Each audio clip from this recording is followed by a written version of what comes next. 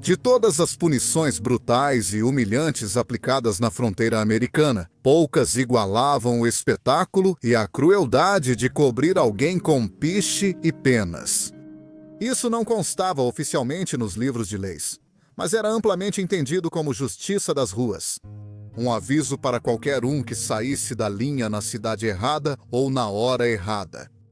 O processo era simples, mas cruel. A pessoa era despida, às vezes completamente, às vezes até a cintura, antes de ter piche quente derramado ou pincelado sobre a pele. Depois vinham as penas grudadas na bagunça borbulhante, fazendo com que parecessem mais uma piada do que um ser humano. Mas, para quem estava no centro de tudo isso, não havia nada de engraçado. Essa punição tem origens bem mais antigas que o Velho Oeste americano. Ela surgiu na Europa séculos antes, sendo usada em ladrões, mentirosos ou quem a multidão escolhesse para servir de exemplo. Mas, quando chegou à fronteira, já não era mais sobre justiça, e sim sobre intimidação. Nos limites da lei, onde a autoridade dos xerifes era restrita e as multidões dominavam, cobrir alguém de piche e penas virou prática comum de moradores revoltados, justiceiros e grupos políticos. Sobreviventes frequentemente ficavam com cicatrizes permanentes, tanto pelas queimaduras quanto pela vergonha de serem exibidos como atração na cidade.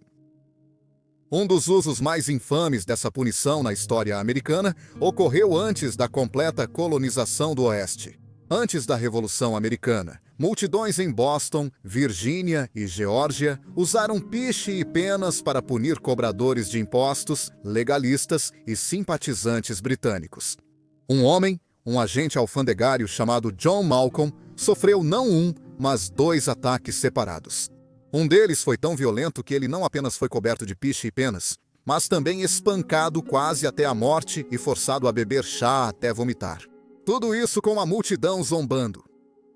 Mais tarde, na rebelião do uísque nos anos 1790, fazendeiros da Pensilvânia retomaram a prática contra cobradores de impostos federais, inspirados nos protestos coloniais anteriores.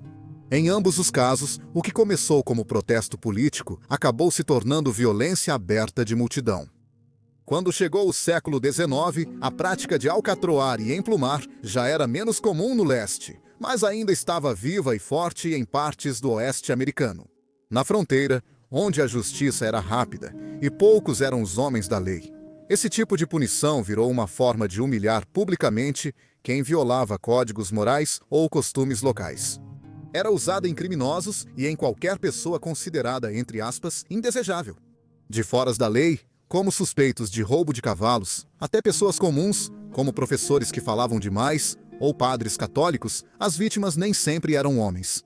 Em um caso do início do século XX, na Pensilvânia, um grupo de mulheres arrastou uma vizinha para fora de casa, cobriu ela com melaço e penas e a desfilou por um acampamento ferroviário. Tudo porque elas achavam o comportamento inadequado. As cicatrizes psicológicas de ser coberto de piche e penas duravam tanto quanto as físicas. As vítimas quase nunca eram criminosos condenados, mas sim pessoas que irritaram o grupo errado. Aqueles que falavam demais, tinham opiniões impopulares ou simplesmente não se encaixavam no padrão. Embora muitos desses eventos tenham ocorrido fora do Velho Oeste formal, o espírito da punição prosperou nas cidades sem lei e assentamentos distantes da fronteira oeste, onde vigilantes substituíam juízes e multidões enfurecidas atuavam como júris, alcatrão e penas afirmavam domínio. Impor ordem e enviar uma mensagem muito clara: comporte-se no Velho Oeste ou sofra as consequências. Mesmo que a prática tenha desaparecido com o tempo, seu legado permanece marcado nos cantos mais sombrios da história da fronteira. Serviu como um lembrete de que a justiça na fronteira americana nem sempre era aplicada em um tribunal. Às vezes ela vinha de um balde de piche, um saco de penas e uma multidão ansiosa para ver alguém cair.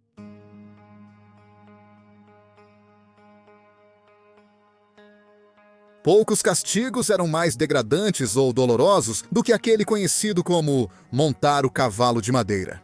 Era um método de tortura que usava nada além da gravidade. uma borda afiada e o próprio peso do corpo da vítima. O aparelho era simples. Uma viga de madeira em triângulo pontudo, montada como sela em um suporte ou andaime.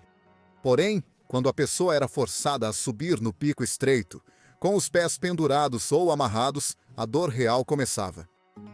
Algumas versões desse castigo remontam à Europa medieval, onde era conhecido por nomes como chevalier na França ou burro espanhol. Mas, na fronteira americana, e até mesmo nos campos de prisioneiros da Guerra Civil que vieram depois, tornou-se uma ferramenta de humilhação, justiça popular e controle. Às vezes, pesos eram amarrados nos tornozelos do prisioneiro para aumentar a dor, puxando as pernas para baixo e pressionando mais a virilha na borda de madeira. Outras vezes, era usado de forma mais teatral, desfilando o infrator pela cidade para servir de exemplo público. A punição tinha diferentes variações dependendo de quem estava aplicando a punição. Em campos de prisioneiros da Guerra Civil, soldados da União usaram uma versão chamada, ironicamente, de Mula de Morgan, contra prisioneiros confederados. Os homens eram obrigados a cavalgar na borda de madeira por horas, frequentemente com sacos de areia ou ossos para aumentar o peso. Alguns nem conseguiam ficar de pé depois. Seus corpos estavam destruídos pelo esforço. Vários prisioneiros ficaram aleijados permanentemente. Não eram só os soldados que suportavam o cavalo de pau, porém. Lá na fronteira, ele podia ser usado contra praticamente qualquer pessoa. Multidões urbanas, às vezes, aplicavam um castigo mais rude, chamado andar na trave, para lidar com encrenqueiros ou forasteiros. Os infratores eram forçados a montar em um poste tosco carregado por 2 homens, desfilando pelas ruas sob vaias e depois largados fora da cidade. Com um balde de piche e penas, virava um verdadeiro espetáculo do Velho Oeste. Registros históricos mostram até mesmo que essa punição era aplicada nos anos 1600 na Nova França, onde missionários registraram casos de homens sendo obrigados a montar o chevalier. Por tudo, de blasfêmia pública a gula. O tempo de um homem no cavalo de madeira foi tão cruel que causou ferimentos internos. Outro aparentemente se entregou involuntariamente, sabendo muito bem o que o aguardava. Após a Guerra Civil, o cavalo de madeira não simplesmente desapareceu. Ele também mudou de alvo. Os libertos no Sul às vezes eram submetidos a isso como uma forma de terror racial e submissão forçada. Oficiais da União usaram isso entre seus homens, tornando a punição um entretenimento militar distorcido que virou disciplina. O cavalo de madeira permanece até hoje como um dos lembretes mais sombrios de que a justiça na fronteira era sobre dor, poder e a capacidade de fazer alguém se quebrar diante de uma multidão. E nesse sentido cumpriu seu propósito perfeitamente.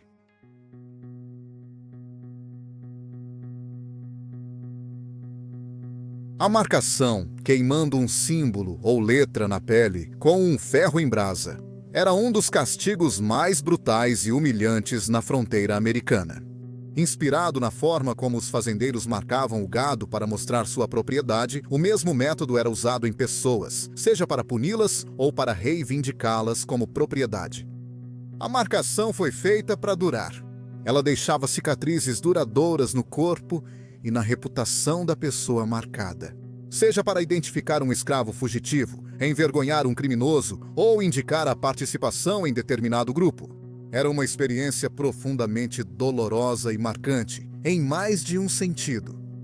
Nas primeiras colônias americanas, a marcação a ferro era um castigo frequente dos tribunais. Isso não causava apenas dor física, mas também garantia que todos que olhassem para você soubessem exatamente o que você tinha feito. Por exemplo, um ladrão podia ser marcado com um T na mão, um bêbado com um D, e alguém acusado de adultério recebia um A em brasa queimado na pele. Letras como R para desordeiro ou seditio libel para calúnia sediciosa eram igualmente condenatórias. Testa, bochecha, ombro e palma da mão eram locais populares para marcar alguém, difíceis de esconder. Para muitos, isso era uma sentença de vergonha pública vitalícia, mesmo após saírem da prisão. Essa prática cruel também foi usada durante a Guerra da Revolução. Alguns legalistas, aqueles que apoiavam a coroa britânica, eram marcados com as iniciais George Rex, de George Rex, identificando-os como traidores aos olhos dos revolucionários. O exército confederado também usou a marcação na Guerra Civil, principalmente para desertores. A punição também podia ser encontrada nos livros de leis. Na Pensilvânia, uma lei anti-roubo de cavalos de 1780 deixava isso claro. Aqueles pegos roubando cavalos seriam chicoteados, teriam as orelhas pregadas ao pelourinho e, se acontecesse de novo, seriam marcados na testa com as letras ladrão de cavalos de ladrão de cavalos. Escritores modernos, como Cormac McCarthy, frequentemente citam essa marcação em ficção e reportagens, com descrições de homens cujos rostos carregaram essas letras queimadas pelo resto de suas vidas. Mas a marcação não era apenas para criminosos. Era uma ferramenta de posse e opressão, especialmente na escravidão. No sul dos Estados Unidos, pessoas escravizadas eram frequentemente marcadas com ferros em brasa, com queimaduras em letras ou símbolos que indicavam a quem pertenciam ou que já tentaram fugir. Os códigos de escravidão na Louisiana permitiam marcar com ferro em brasa fugitivos recapturados. Alguns donos marcavam com letras como F de fugitivo ou M do mestre, geralmente queimadas na bochecha ou ombro. Sobrevivem relatos de senhores de escravos descrevendo sem remorso como queimaram o rosto ou o peito de uma mulher. Só para citar, deixar uma marca. Chicotadas podem ter sido mais comuns, mas a marcação era um lembrete aterrorizante de quem detinha o poder e do que poderia acontecer se alguém tentasse fugir. Com o Velho Oeste se formando e as fronteiras avançando, essas práticas desumanas não desapareceram. Infelizmente, a marcação continuou fazendo parte da vida de alguns ex-escravizados e indígenas americanos. Mesmo após o fim da Guerra Civil, a aplicação das leis contra a escravidão e em muitas regiões da fronteira era tão fraca que práticas cruéis como essa continuaram sem controle por anos. A marcação de pessoas só começou a desaparecer da história quando a lei e a ordem se firmaram na fronteira e cresceu a pressão nacional por um tratamento mais humano. Ainda assim, o legado desse castigo permanece. Na fronteira, onde a justiça podia ser tão dura e bruta quanto a própria terra, a marcação ficou como uma das marcas mais duradouras da crueldade daquela época.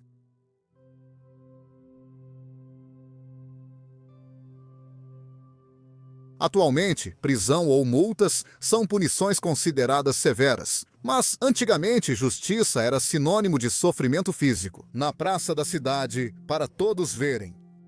Um dos métodos mais infames desse tipo de punição pública era o pelourinho, uma estrutura de madeira onde a cabeça e as mãos da pessoa eram presas, exposto ao ridículo, à sujeira e às vezes à violência dos transeuntes.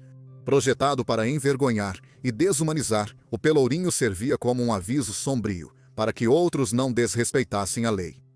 Naquela época, pessoas podiam ser severamente punidas até por roubar pão ou dizer uma palavra blasfema. Alguns eram punidos com chicotadas nas costas. Receber 39 chicotadas era comum e tinham as orelhas pregadas na madeira. Em alguns casos, os infratores ficavam no pelourinho por horas enquanto suas orelhas eram mutiladas, muitas vezes uma de cada vez, com 1 hora de intervalo. A ideia era prolongar a dor e a vergonha o máximo possível. Negros escravizados e brancos pobres eram os principais alvos dessas punições, já que a lei pouco diferenciava entre eles.